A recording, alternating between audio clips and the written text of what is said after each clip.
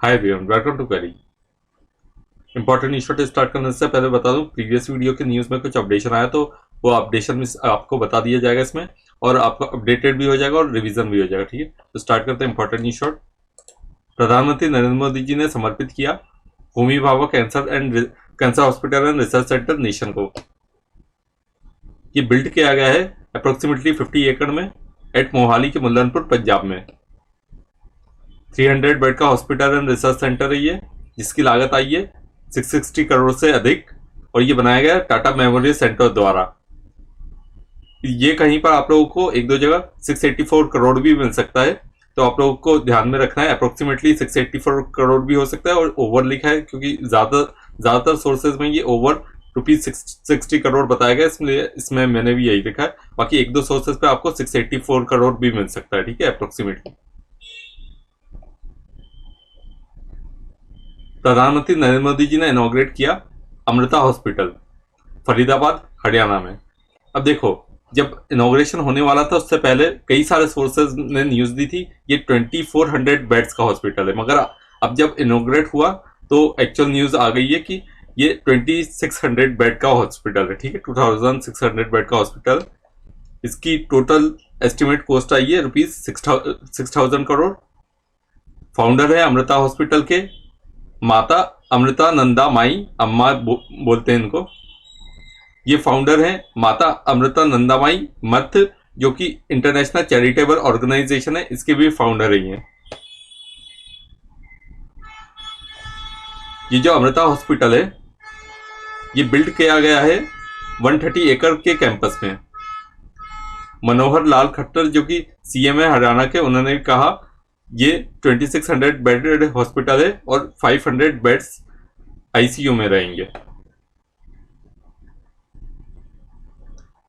तमिलनाडु की गवर्नमेंट ने 5 MOU sign किए हैं, जिसका इन्वेस्टमेंट है ₹2250 करोड़ फुटवेयर और लेदर सेक्टर में।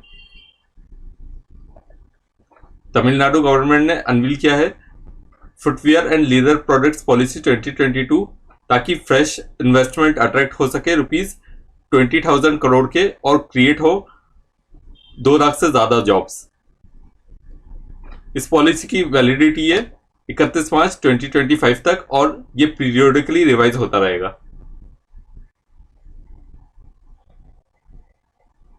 क्रेडिट स्विस ग्रुप ये एक इन्वेस्टमेंट बैंकिंग कंपनी है जिसका हेडक्वार्टर है ज्यूरिख स्विट्जरलैंड में। इसके चीफ फाइनेंशियल ऑफिसर बने हैं दीक्षित जोशी, जिन्होंने रिप्लेस करेंगे डेविड मैथर्स को। चीफ ऑपरेटिंग ऑफिसर बने हैं फ्रांसिस्का मैकडोनाफ, जो कि फॉर्मर चीफ एग्जीक्यूटिव है बैंक ऑफ आयरलैंड के। चीफ एग्जीक्यूटिव ऑफिसर बने हैं एल्रिक क्वेर्नर, क्रेडिट स्विस ग्रुप के।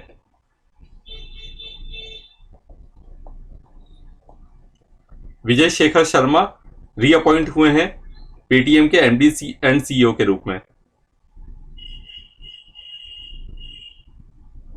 तरुण बजाज ये रेवेन्यू सेक्रेटरी है, इनको एडिशनल चार्ज मिला है मिनिस्ट्री ऑफ कॉर्पोरेट अफेयर्स के सेक्रेटरी का। सिडबी ने पार्टनरशिप की है Tata power renewable microgrid limited के साथ, ताकि वो सेटअप करे 1000 ग्रीन एनर्जी एंटरप्राइज कंट्री में। और इस पार्टनरशिप के अंतर्गत सिडबी प्रोवाइड करेगा एंटरप्रेन्योर्स को इंसेंटिव, जिसका नाम है go responsive enterprise incentive, greeny. ये टाटा पावर की सब्सिडरी है, टीपी मतलब टाटा पावर, इसकी subsidiary renewable microgrid limited. DRDO मतलब defence research and development organisation, और इंडियन नेवी ने सक्सेसफुली टेस्ट किया vertical launch short range surface to air missile का VLSRSAM। ये मिसाइल टेस्ट की गई थी इंटीग्रेटेड टेस्ट रेंज, जो कि चंडीपुर उड़ीसा में, वहां से टेस्ट की गई थी। ये मिसाइल इंडिजिनसली डेवलप की गई है DRDO द्वारा।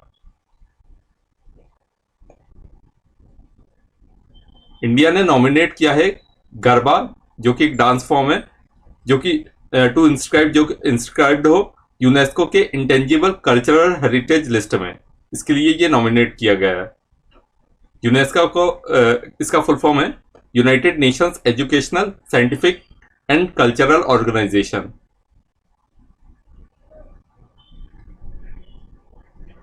वोलोदिमिर जेलेंस्की जो कि यूक्रेनियन प्रेसिडेंट है, इनको ये अवार्ड मिलेगा 2022 लिबर्टी मेडल का, ऐसा बताया गया नेशनल कॉन्स्टिट्यूशन सेंटर द्वारा, जो कि यूएस में है।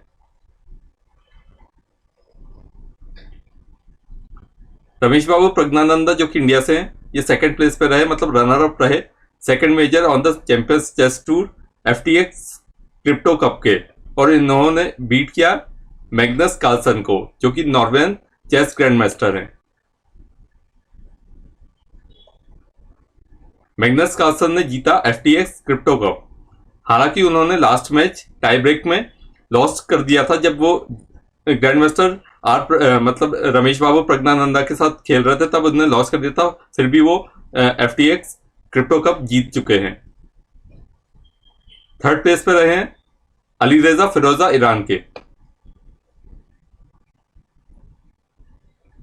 Indian renewable energy development agency IREDA ने एमओयू साइन किया Mahatma Phule renewable energy and infrastructure technology के साथ, ताकि वो ऑफर करे financing facilities renewable energy projects के लिए, ताकि इंप्लीमेंट हो ये state utilities, local bodies and infrastructure of renewable energy parks के लिए। एम सेट ये एम करता है कि सपोर्ट मिले गवर्नमेंट ऑफ इंडिया के प्लान को, ताकि वो अचीव कर पाए 50% share of energy non fossil fuels मिले। इसका ये टारगेट है गवर्नमेंट का कि 50% share of energy non fossil fuel से मिले 2030 तक। तो ये टारगेट अचीव कर पाए और एंकरेज करे ग्रीन इन्वेस्टमेंट को और जॉब का जनरेशन हो।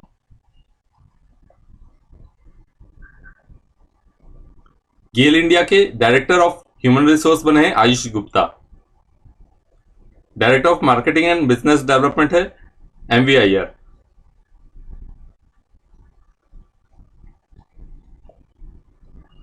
एशियन डेवलपमेंट बैंक ने गवर्नमेंट ऑफ इंडिया के साथ एमओयू साइन किया है $96.3 मिलियन लोन एग्रीमेंट का, ताकि वो प्रोवाइड करे सेफ ड्रिंकिंग वाटर और इंप्रूव हो water supply and sanitation Himachal Pradesh में।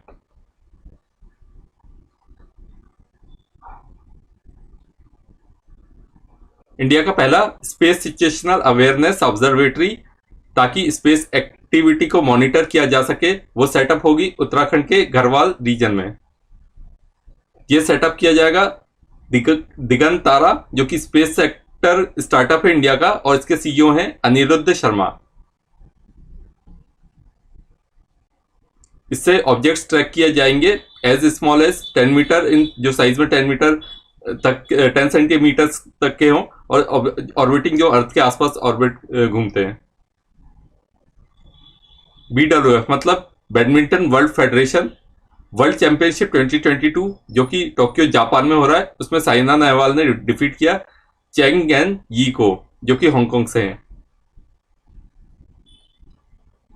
इंडिया ने 16 मेडल्स जीते, जिसमें 1 गोल्ड 4 सिल्वर 11 ब्रोंज।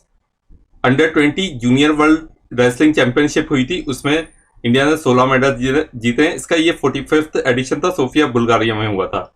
इसमें वुमेन्स फ्री स्टाइल में अंतिम पंगाल ने गोल्ड जीता 53 केजी में, और इन्होंने डिफीट किया कजाकिस्तान के एटलिन शागायेवा को।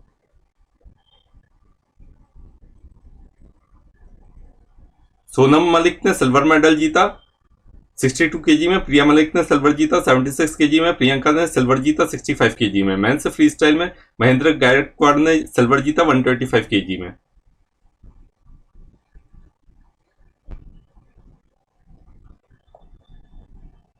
Fourteenth Asian under 18 championship Tehran में हुई, उसमें इंडियन मेंस वॉलीबॉल टीम ने जीता ब्रॉन्ज और डिफीट किया साउथ कोरिया को। 23 अगस्त को मनाया गया इंटरनॉट डे। ये इंटरनॉट डे इसलिए मनाया जाता है क्योंकि वर्ल्ड वाइड वेब का जो इन्वेंशन हुआ था उसके सेलिब्रेट करने के लिए इंटरनॉट डे मनाया जाता है। World wide web was open to the public 1991 में। वर्ल्ड वाइड वेब मतलब www ओपन हो गया था पब्लिक के लिए, पब्लिक इंटरनेट को एक्सेस कर सकती थी फॉर द फर्स्ट टाइम। और ये बनाया गया था टिम बर्नर्स ली के द्वारा। World wide web was invented by Tim Berners-Lee in 1989 में इन्होंने ये इन्वेंट कर दिया था और ये पब्लिक के लिए 1991 में ओपन हुआ था और इसी को सेलिब्रेट करने के लिए इंटरनॉट डे मनाया जाता है। इसमें इंटरनॉट मतलब होता है जिसको इंटरनेट और उसके हिस्ट्री के बारे में जानकारी हो।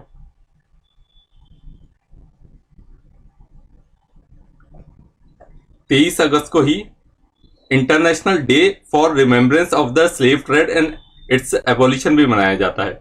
इसकी इस साल की थीम रही डीकोलोनाइजेशन। डीकोलोनाइजेशन आया है वर्ड कॉलोनलिज्म से, जिसका मतलब होता है कि एक कंट्री किसी टेरिटरी को कंट्रोल करती है, एक कंट्री या एक ग्रुप कह सकते हैं किसी टेरिटरी को कंट्रोल करता है, तो उससे एक कॉलोनी जो कंट्रोल कर रहा है, डोमिनेट कर रहा है, कॉलोनाइजिंग कंट्री बोल सकते हैं, उससे इंडिपेंडेंट बनती है एक कॉलोनी, तो उसका मतलब होता है डीकोलोनाइजेशन। ठीक है, मतलब इंडिपेंडेंट बनना, कंट्रोल से हटना। ठीक है, तो ये थे इंपॉर्टेंट न्यूज शॉट। वीडियो को रिवाइज कीजिएगा, शेयर कीजिएगा। Thank you.